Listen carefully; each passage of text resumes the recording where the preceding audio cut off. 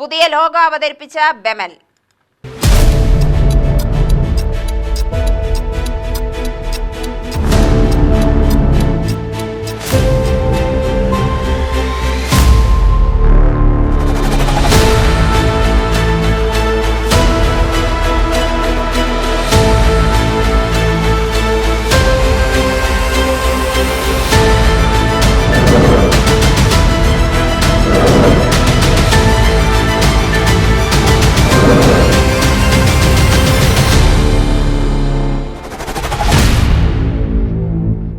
Indian പ്രതിരോധ വകുപ്പിന് കീഴിലുള്ള സ്ഥാപനമായ ബെമൽ പുതിയ ബ്രാൻഡ് ലോഗോ ആയ ഇൻഫിനിക്സ് അനാച്ഛാദനം ചെയ്തു.